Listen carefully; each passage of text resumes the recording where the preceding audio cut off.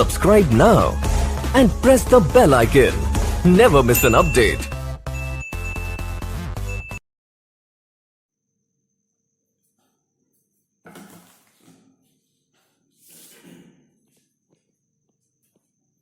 अस्सलाम वालेकुम students, Punjab academy के यूट्यूब चैनल में खुशामदीद और मैं हूं आपका टीचर मोहम्मद अरसलान।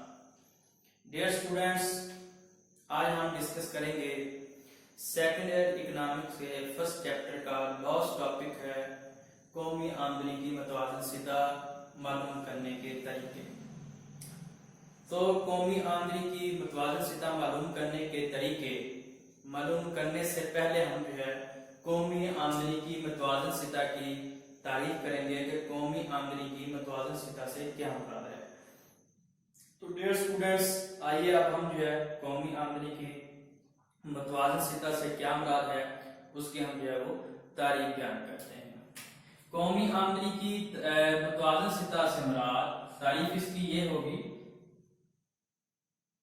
कौमी आमदनी की मतवाज़न सिता से मुराद कौमी आमदनी का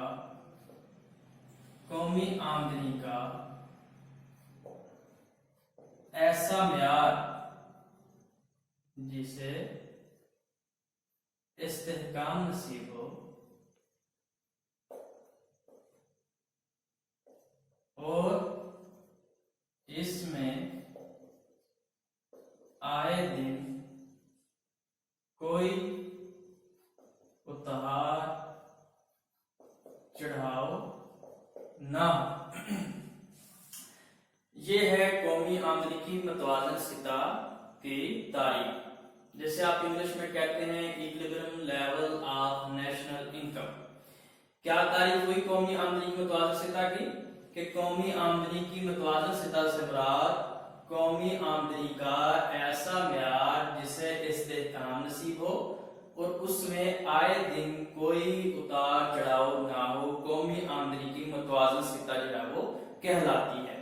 और कहते हैं कि अगर किसी वजह से कौमी आमदनी की मतवाज़नशिता में बिगाड़ पैदा हो जाता है, अब कहते हैं कि अगर किसी वजह से कौमी आमदनी की मतवाज़नशिता में बिगाड़ पैदा हो जाता है तो अगर कहते हैं कि कौमी आमदनी की मतवाज़नशिता में कोई बिगाड़ पैदा हो जाता है तो खुद का ताकतें सरगर्म अमल होती हैं, जिनकी वजह से ये बिगाड़ खत्म होकर आमदनी अपने पहले म्यार की तरफ वापस आ जाती है या चली जाती है। तो डियर स्टूडेंट्स, अब कहते हैं, हम दोबारा से इसको रिवाइज करते हैं। कहते हैं कि कौमी आमदनी की मतवाज़नशिता से मुराद है कि कौमी आमदनी की वो सिता जिसे इस्तेहकाम नसीब हो और उसमें आए दिन कोई उतार चढ़ाव ना हो। कहते हैं कि अगर किसी वजह से कौमी आमदनी की मतवाज़नशिता में बिगाड़ पैदा हो जाता है तो खुद का ताकतें सरगर्म अमल होती हैं, जिनकी वजह से ये बिगाड़ जो है खत्म हो जाता है और आमदनी जो है वो अपने पहले म्यार की तरफ वापस आ जाती है। डियर स्टूडेंट्स, आपकी किताबों में वो खुद का जो है फोर्सें वो तो नहीं बताई गई, लेकिन मैं आपको यहाँ पे बता देता हूं कि वो खुद का ताकतें कौन सी हैं। खुद का ताकतें सरमायाकारी, रोजगार, अशिया की पैदावार वगैरह। ठीक है। अब कहते हैं कि ये सरमायाकारी, रोजगार, अशिया की पैदावार वगैरह ये खुद कार जो है वो ताकतें होती हैं जो कि आपकी कौमी आमदनी को दोबारा वापस अपनी मुतवाज़िन सतह पर जो है वो ले जाती हैं। तो डियर स्टूडेंट्स, ये तो हो गया आपका कौमी आमदनी की मुतवाज़िन सतह की तारीफ। अब हम जो है आते हैं कौमी आमदनी की मुतवाज़िन सतह मालूम करने के तरीके। अब कहते हैं, इसको हम रेस कर देते हैं, कौमी आमदनी की मुतवाज़िन सतह को मालूम करने के अब हम जो है वो तरीके बयान करते हैं। स्टूडेंट, कौमी आमदनी की मुतवाज़िन सतह मालूम करने के जो तरीके हैं वो दो हैं।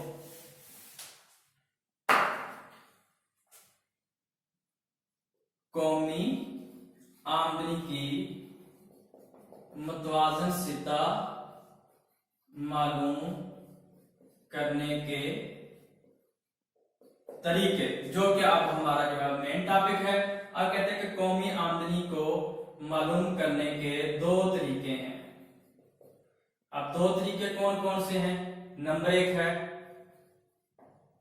मजमूई तलब बराबर है मजमूई रसद के, पहला तरीका। अब दूसरा तरीका आपके पास आ जाता है बचत बराबर है सरमायाकारी के। ये स्टूडेंट जो है वो दो तरीके हैं जिनकी मदद से जो है हम क्या करते हैं, कौमी आमदनी की मुतवाज़िन सतह जो है वो मालूम करते हैं। मजमूई तलब बराबर है मजमूई रसद के, इसे आप कहते हैं एग्रीगेट सप्लाई बराबर है, इसे कहते हैं मजमूई तलब को इंग्लिश में हम कहते हैं एग्रीगेट डिमांड। ठीक है जी। और इसे आप कहते हैं सेविंग बचत, और इसे आप आई से शो करते हैं यानी कि इन्वेस्टमेंट। तो ये है जो स्टूडेंट्स कौमी आमदनी की मुतवाज़िन सतह को मालूम करने के तरीके। तो अब हम जो है इन दोनों तरीकों को सवाल आपको जो आएगा वो आएगा कि कौमी आमदनी की मुतवाज़िन सतह से क्या मुराद है, इसको मालूम करने के तरीके बयान करें, बजरिया डायग्राम जो है वो इसकी वजाहत करें। तो आपने जो है इस तरह सबसे पहले कौमी आमदनी की तारीफ बयान करनी है, जो कि हमने पहले बयान कर ली है, लिख ली है। उसके बाद जो है हम इनके तरीके ऐसे लिखेंगे। उसके बाद अब हम जो है वो इनको तफसील के साथ जो है क्या करते हैं, डिस्कस करते हैं। तो कौमी आमदनी की मुतवाज़िन सतह मालूम करने का जो पहला तरीका है वो ये है आपके पास मजमूई तलब बराबर है मजमूई रसद के। कहते हैं कि जहां पर आपकी मजमूई तलब और मजमूई रसद एक दूसरे के बराबर हो जाती है, वहां पर आपकी कौमी आमदनी मुतवाज़िन कैफियत में होती है। क्या लिखते हैं? लिखते हैं कि जब मजमूई तलब और मजमूई रसद एक दूसरे के बराबर हो जाती है, तो उस वक्त कौमी आमदनी मुतवाज़िन कैफियत में होती है। अब मजमूई तलब बराबर है मजमूई रसद से क्या मुराद है? कहते हैं कि मजमूई तलब और मजमूई रसद से मुराद मुल्क के अंदर जितनी भी अशिया व खिदमात पैदा हो रही हैं, वो सारी की सारी फरोख्त हो जाती हैं। इस तरह मजमूई तलब मजमूई रसद के बराबर हो जाती है और कौमी आमदनी मुतवाज़िन सतह पर रहती है। तो डियर स्टूडेंट्स, अब वो कहते हैं कि इंसान कुछ आमदनी का हिस्सा जो है अपनी जरूरियात जिंदगी पर जो है खर्च कर लेता है, कुछ को जो है वो क्या कर देता है, पसंद कुछ डाल लेता है, यानी कि उसकी बचत होती है। अब कहते हैं कि जब आपका जो है आपकी डॉक्टर केन्स के मुताबिक कहते हैं कि आपकी जो है कुल कौमी आमदनी बराबर है C+I, ठीक है, यानी कि आपकी जो है वो सरमायाकारी प्लस सरफ। अब वो ये कहता है कि अगर आप जो है यहां पर सरमायाकारी को मुअय्यन कर दें, सरमायाकारी को अगर आप मुअय्यन फर्ज कर दें तो ये आपका जो है वो y बराबर हो जाएगा C+I कुल खर्च कहलाएगा। ये मसावात C+I जब आप इन्वेस्टमेंट को सरमायाकारी को मुअय्यन फर्ज कर लेंगे तो फिर आपका जो है ये आपका C+I कुल खर्च का खाती है वो कुल खर्च जो है वो बन जाएगा। इस तरह वो कहते हैं कि जब आपका कुल खर्च बराबर हो जाए कुल कौमी आमदनी के, उस वक्त जो है वो आपकी कौमी आमदनी मुतवाज़न कैफियत में होती है। डियर स्टूडेंट्स, ये थी आपकी जो है वो मजमूई तलब मजमूई रसद के बारे में कि जब आपकी जो है वो मुल्क के अंदर जितनी भी अशिया खिदमत पैदा हो रही हैं वो सारी की सारी जो है अगर वो बिक रही हैं, क्या मतलब है कि आपकी मजमूई तलब बराबर हो जाती है मजमूई रसद के, तो उस वक्त जो है आपकी कौमी आमदनी मुतवाज़न कैफियत में होती है। इस तरह वो कहते हैं कि आपकी कुल कौमी आमदनी जो है वो C+I यानी कि सरमायाकारी प्लस सरफ है। अब कहते हैं कि अगर आप सरमायाकारी को मुअय्यन फर्ज करते हैं, इसमें हम जब सरमायाकारी को जब मुअय्यन फर्ज कर देते हैं तो C+I आपका कुल खर्च का जो खत बन जाता है या कुल खर्च की मसावत बन जाती है। इस तरह आपका कुल खर्च बराबर हो जाता है कुल कौमी आमदनी में। इस तरह जो है कौमी आमदनी की मुतवाज़न सीधा बरकरार रहती है या कौमी आमदनी की मुतवाज़न सीधा मरहूम हो जाती है या कौमी आमदनी मुतवाज़न कैफियत में होती है। अब हम जो है इसको बजरिया डायग्राम की मदद से जो है इसको एक्सप्लेन करते हैं। अब डायग्राम की मदद में जब आप इसको एक्सप्लेन करेंगे तो सबसे पहले आप डायग्राम बनाएंगे, इसको हम रेज कर देते हैं क्योंकि सबसे पहले हम यहाँ पे डायग्राम बनाएंगे और डायग्राम के साथ ही बिल्कुल हम यहाँ पर जो है इसकी एक्सप्लेनेशन जो है वो करते चले जाएंगे। यहाँ पे आप हेडिंग लिखते हैं मजमूई तलब बराबर है मजमूई रसद के, मजमूई तलब बराबर है मजमूई रसद के। डियर स्टूडेंट्स, मैं जब डायग्राम बनाऊंगा इसको ड्रा करूंगा तो मैं उसका जैसे ही ड्रा करता चला जाऊंगा साथ में जो पॉइंट के साथ जो है उसको डिस्कस करता चला जाऊंगा। आपने गौर से और तवज्जो से जो है वो इसको सुनना है और इसको देखना भी है। तो डियर स्टूडेंट्स, अब हम जो है इसको डायग्राम की मदद से है इसकी एक्सप्लेनेशन करते हैं। डायग्राम, अब डायग्राम में ये आपका खात हो जाएगा, इसे आप कहते हैं अमूदी या वर्टिकली, इसे आप कहते हैं मुतवाज़ी या हॉरिज़ॉन्टल। OX यहाँ पे लिखेंगे, यहाँ पे आप OY लिखेंगे, यहाँ पे आप मेंशन करेंगे कौमी आमदनी, यहाँ पे आप मेंशन करेंगे खर्च, बस खर्च और सरमायाकारी, खर्च और सरमायाकारी। अब वो ये कहते हैं कि यहाँ पर सबसे पहले जो है वो डायग्राम में आप जो है वो OH जो है बनाएंगे। यहाँ पे ये देखें जरा, ये आपने 45 डिग्री का जो है वो खत बनाना है। इसको आपने कोई भी सा भी नाम दे देना है, चाहे आप इसको OH का नाम दे दें, चाहे आप इसको OM का नाम दे दें, चाहे आप इसको ON का नाम दे दें, ये आपकी अपनी मर्जी है। ये हमने जो है वो बना लिया है 45 डिग्री का OH खत, जिसे जो है आप क्या कहते हैं, इसे आप जो है हेल्पिंग लाइन भी कहते हैं, हेल्पिंग लाइन, ठीक है, या इसे आप जो है वो तनसीफी खत भी कहते हैं और इसे जो है आप आमदनी का खत भी कहते हैं। ठीक है स्टूडेंट्स, आप इनको जो है वो आमदनी का खत भी कह सकते हैं, आप इनको हेल्पिंग लाइन, तनसीफी खत भी कहते हैं या मदद की लाइन भी कहते हैं, जैसे आप कहते हैं उर्दू में कहेंगे मदद की लाइन। ठीक है स्टूडेंट, अब जो है हम इसको जो है वो आगे बढ़ाते हैं इस डायग्राम को। अब कहते हैं कि ये आपका पहला खत है आपके पास C+I, इसे आप जो है कहेंगे कुल खर्च का खत।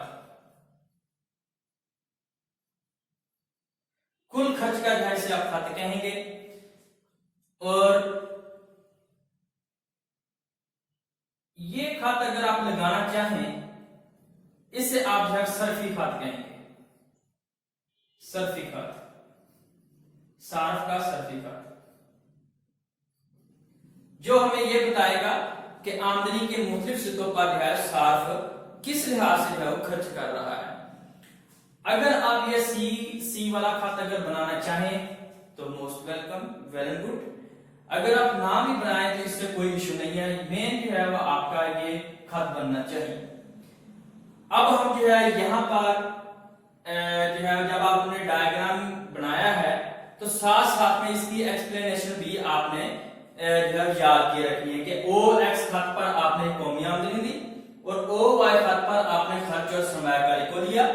इसमें C+I कुल खर्च का खत है। क्योंकि ये बातें जो है अगर मैं यहाँ पे वजाहत के साथ लिखूंगा तो टाइम भी ज्यादा लगेगा, इसलिए जो है मैं यहीं पे साथ साथ में बताते जा रहा हूँ।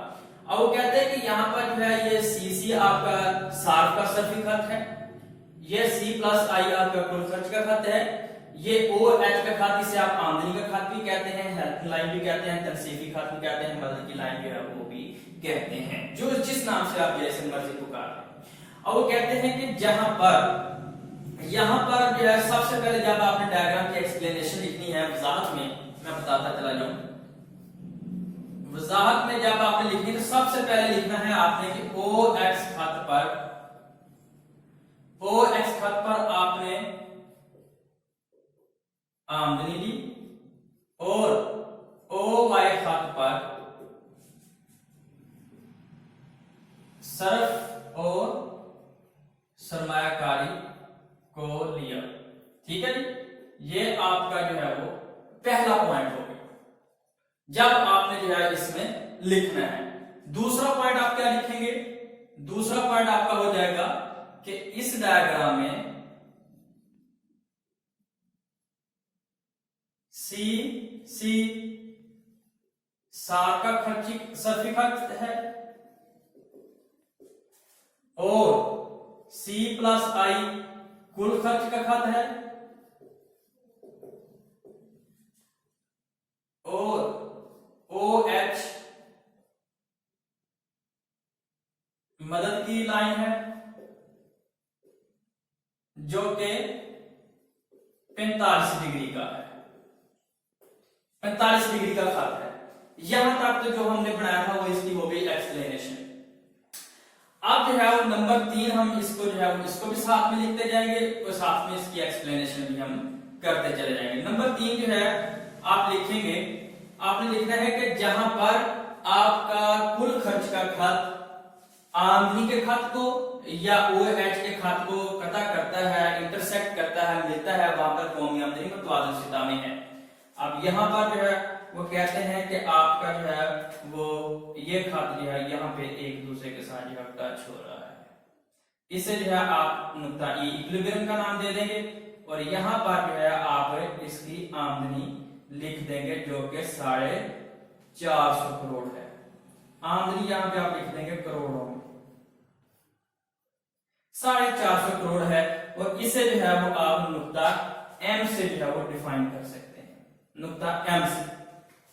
अब कहते हैं कि अब तीसरा पॉइंट आप क्या लिखेंगे कि जहां पर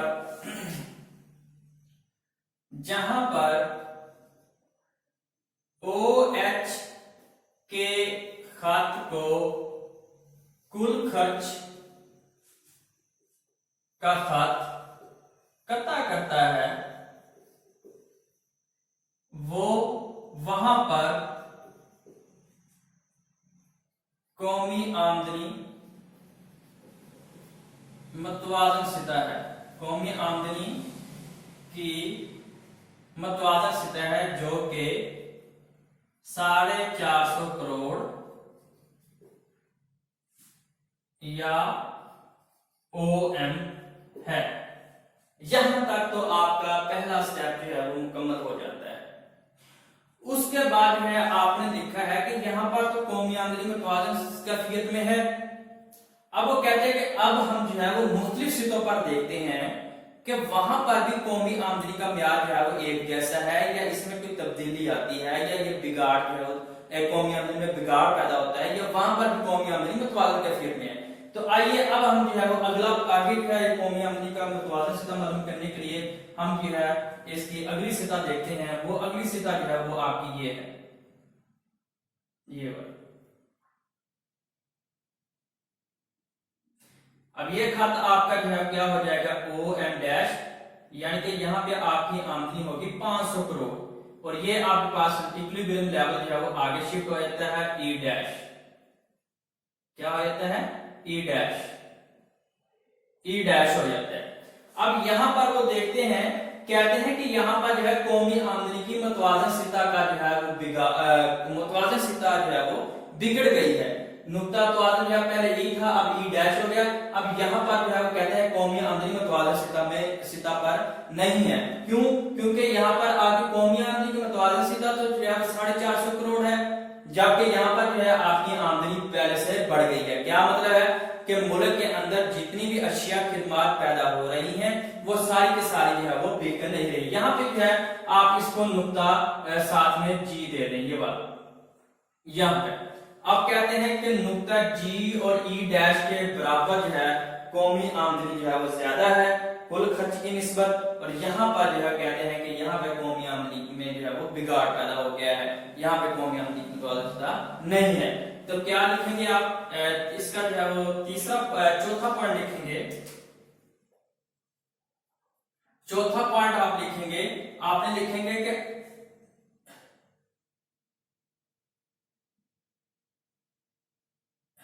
OM डैश, जहां पर कौमी आमदनी 500 करोड़ रुपए है और नुक्ता तवाज़ुन E डैश बनता है। आपने लिखना है कि यहां पर कहते हैं कि कुल खर्च जो है आपका, यहां पर कहते हैं कि कुल खर्च कौमी आमदनी से कम है, लिहाजा कौमी आमदनी में बिगाड़ पैदा हो गया है और ये बिगाड़ E डैश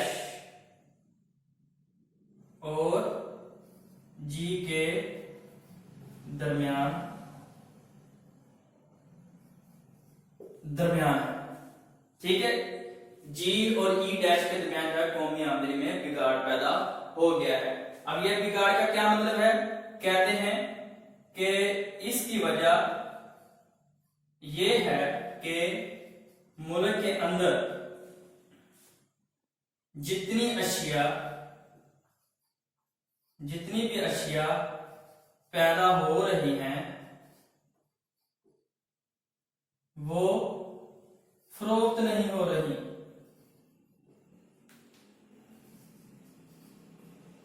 मतलब लोग खर्च कम और बचत ज्यादा कर रहे हैं।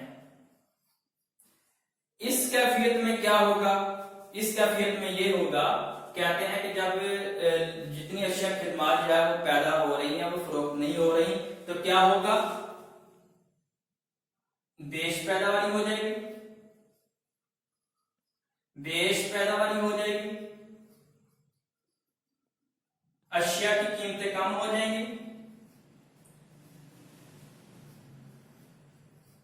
अशिया की कीमतें जब कम हो जाएंगी सरमायाकारों के मुनाफा कम हो जाएंगे। जब मुनाफा कम होंगे तो सरमायाकारी का हुज्जम सुकड़ जाएगा,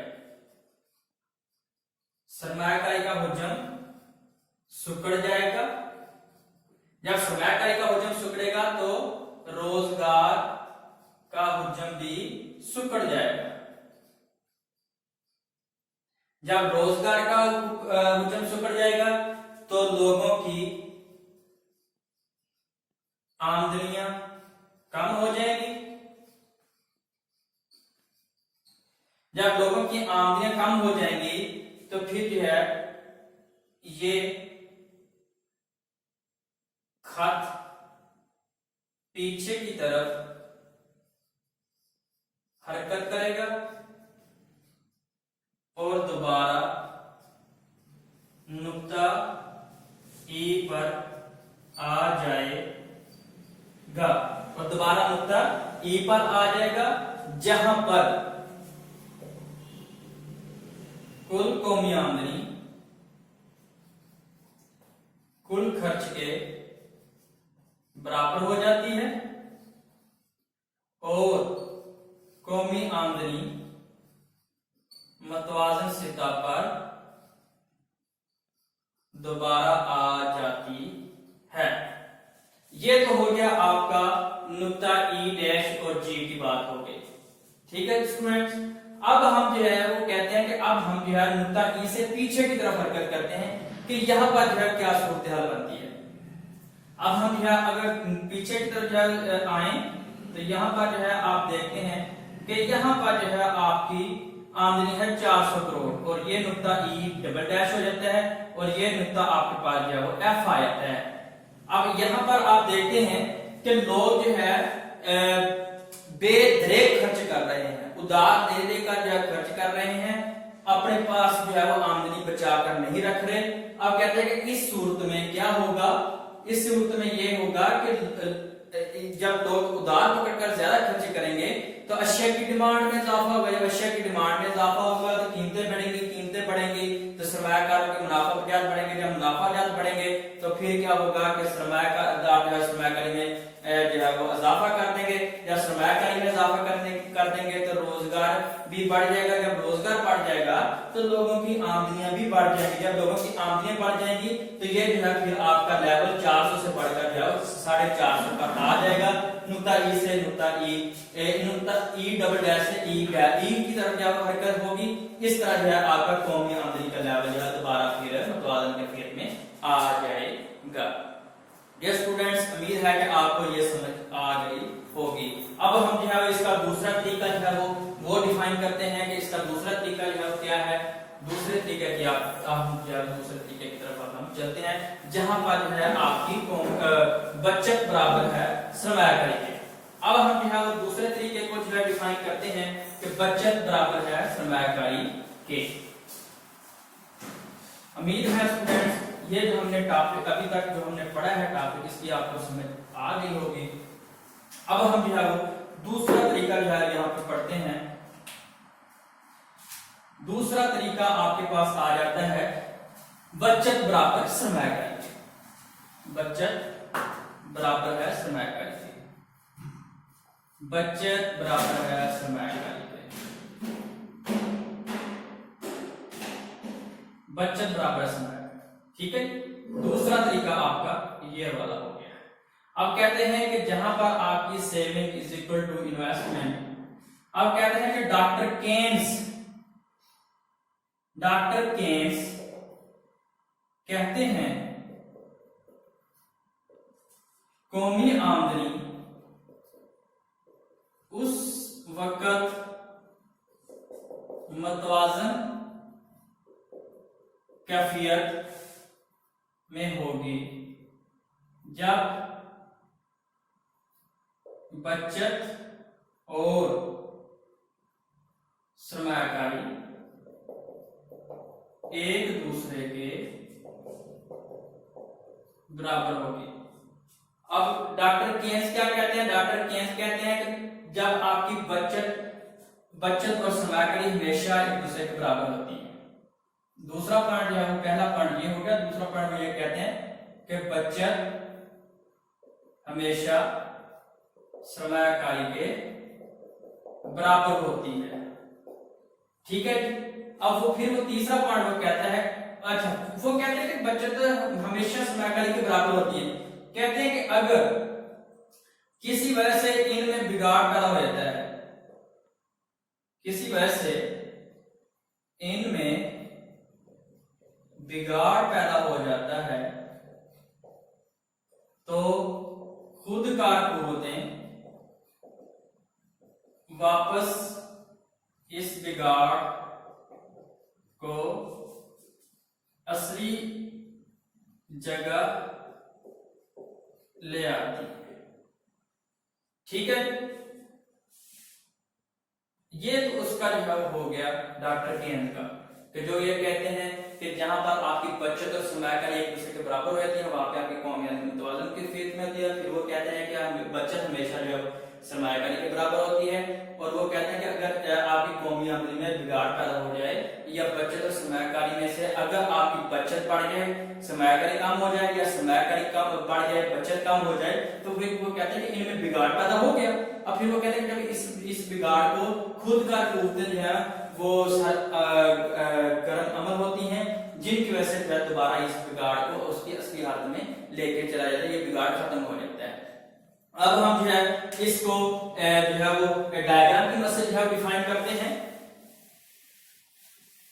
बचत की जो है वो तारीफ है वो ये है कि आमदनी का वो हिस्सा जो लोग जरूरियात जिंदगी पर खर्च नहीं करते, या जरूरियात जिंदगी पर खर्च करने से आमदनी का वो हिस्सा जो बच जाता है, या जो लोग आमदनी का वो हिस्सा जो लोग पस से पुश डाल देते हैं, मतलब उसको खर्च नहीं करते। अब हम जो है इसकी वजाहत एक डायग्राम की मदद से करते हैं।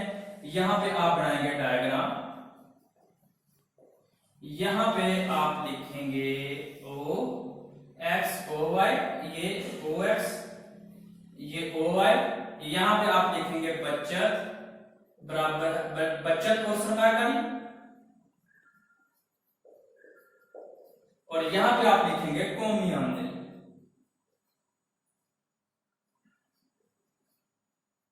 करोड़ों में। अब वो ये कहते हैं कि ये आपका जो है वो खत हो जाएगा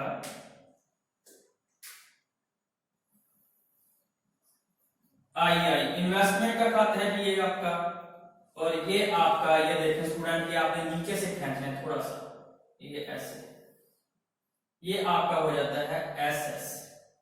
अब कहते हैं कि आप इस डायग्राम की जब आपने वजाहत लिखनी है तो वजाहत भी हम साथ साथ में करते चले जाते हैं।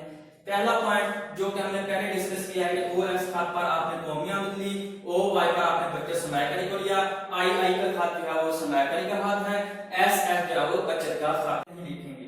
अब हम सिर्फ मेन बातें लिखेंगे, वजाहत। अब कहते हैं कि जहां पर, अच्छा पहले हम इसको हल कर लेते हैं। अब कहते हैं कि जहां पर आपका सेविंग और इन्वेस्टमेंट का कर्व एक दूसरे को कटा करता है या जाकर मिलता है, वहां पर आपकी कौमी आमदनी मतवाज़न सतह पे है। और कौमी आमदनी की मतवाज़न सतह मालूम करने के लिए आपने नुक्ता ई से नीचे की तरफ अमूद गिराया कौमी आमदनी पर, जो कि आपके पास जो है वो OM जो है वो मालूम हो जाती है, या इसे आप जो है 450 करोड़ कह सकें, जैसा कि आपने पिछले डायग्राम में लिखा। अब वो ये कहते हैं, पहला जो है आपका पॉइंट क्या हो गया कि जहां पर आई खात और एस खात एक दूसरे को कटा करते हैं, वहां पर नुक्ता तवाज़ुन ई है और कौमी आमदनी की मतवाज़न सतह जो कि OM या 450 करोड़ है। अब हम देखते हैं कि आया कि ये जो हमने कौमी आमदनी की मतवाज़न सतह तो हमने मालूम कर ली है। अब कहते हैं कि अब हम देखते हैं कि क्या अगली सतह पर या पिछली सतह पर, मुख्तलिफ सतह पर हम देखते हैं कि क्या वहां पर भी आपकी कौमी आमदनी मुतवाज़िन कैफियत में है कि नहीं है। अब हम जो है यहाँ से नीचे की तरफ आगे की तरफ जो है बढ़ते हैं। अब यहाँ पे जो है वो कहते हैं कि ये खात आपका OM डैश हो गया, यहाँ पे आपकी 500 करोड़ जो है आमदनी हो जाती है, और ये आपका E डैश कहलाता है, और ये नुक्ता आपका G कहलाता है। अब कहते हैं कि यहाँ पर आप देखें कि आपकी जो है सरमायाकारी कम हो गई है, आपकी जो है वो बचत ज्यादा हो गई है। लोग, क्या मतलब है कि लोग सरमायाकारी नहीं कर रहे, जितनी जो है लोग बचतें कर रहे हैं उतनी वो सरमायाकारी में नहीं लग रही। तो क्या मतलब है कि सरमायाकारी आपकी डिक्रीज हो जाती है, आपका जो है वो सेविंग जो है वो इंक्रीज कर देता है, सेविंग आपकी बढ़ना शुरू हो जाती है। तो यहाँ पर जो है जी और E डैश के बराबर जो है आपके जो है बचत में इजाफा हो जाता है। बचत में क्या होता है, इजाफा होता है, तो आमदनी जो है लोगों की बढ़ना शुरू हो जाती है। आमदनी जब बढ़ जाती है तो ये खात OM डैश 500 करोड़ हो जाती है, क्या कौमी आमदनी में बिगाड़ पैदा होगा। क्या मतलब है कि आपकी जो है यहाँ पे सरमायाकारी कम है और बचत क्या हो गई, ज्यादा हो गई। तो दूसरा पॉइंट आप क्या लिखेंगे, दूसरा पॉइंट लिखेंगे कि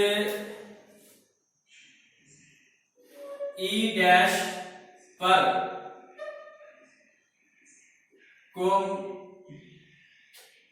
कौमी आमदनी पहले से बढ़ गई है और सरमायाकारी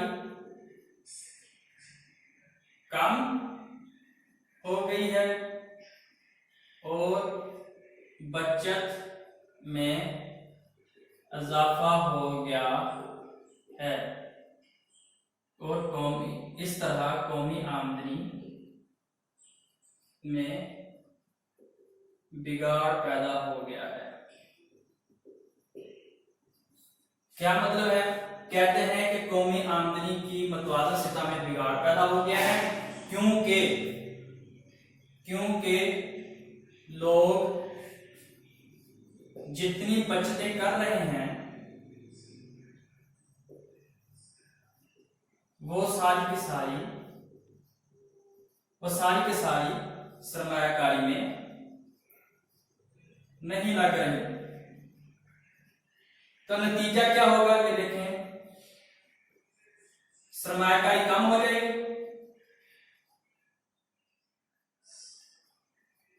सरमायाकारी कम हो जाएगी तो रोजगार भी कम हो जाएगा,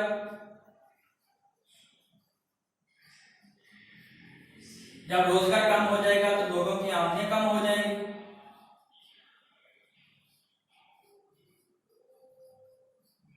लोगों की आमदनी कम हो जाएंगी। जब लोगों की आमदनी कम हो जाएगी तो ये जो है आपका खात OM डैश पीछे की तरफ हरकत करेगा और दोबारा मतवाजन कैफियत में चला जाएगा। इस तरह आपकी कौमी आमदनी दोबारा मतवाजन सतह पर पहुंच जाएगी। इसी तरह स्टूडेंट्स अब हम जो है वो बात करते हैं यहाँ पर कौमी आमदनी के तीसरे स्टेप की तरफ। अब हम आगे की तरफ शिफ्ट किया अपने खत को, अब हम जो है वो पीछे की तरफ जो है वो लेके जाते हैं। खत को हमने शिफ्ट नहीं किया, आई मीन के पहले हमने जो है वो कौमी आमदनी की मतवाज़न सतह जो है उससे आगे हमने जो है जायजा लिया कि आगे की क्या सूरत है। अब हम पीछे की तरफ जो है देखते हैं। पीछे अब हम जो है अगर सफर करते हैं तो ये खत आपका OM डबल डैश हो जाता है और यहाँ पे आपकी आमदनी है 400 करोड़। अब यहाँ पे आपका नुक्ता तवाज़ुन ये E डबल डैश बन जाता है और इससे आप नुक्ता F कह रहे हैं।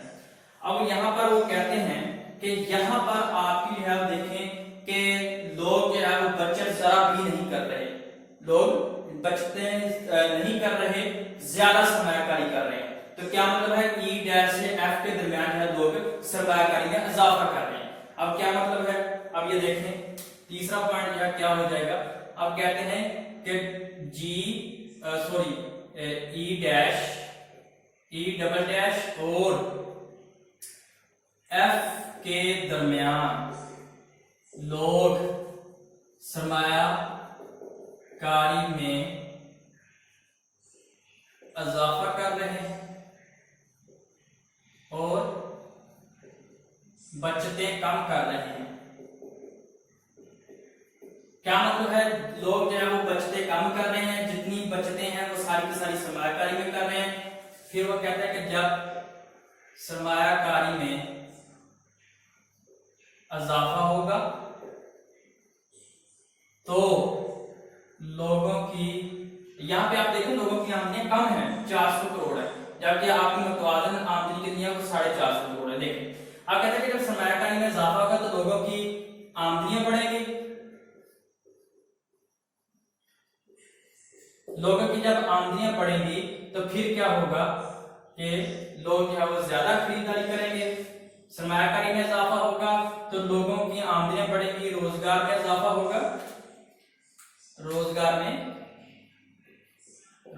में इजाफा होगा, रोजगार में इजाफा होगा तो लोगों की आमदनियां भी बढ़ जाएंगी। जब आमदनियां बढ़ जाएंगी तो ये खाते जो है आपका ऑटोमेटिक 400 से नुक्ता ई से ई डैश से ई डैश ई की तरफ जो हरकत करेगा। इस तरह ये आपका खात O M double dash O M की तरफ जो हरकत करेगा और आप जो है वो दोबारा मुतवाज़िन कैफियत में आ जाएंगे।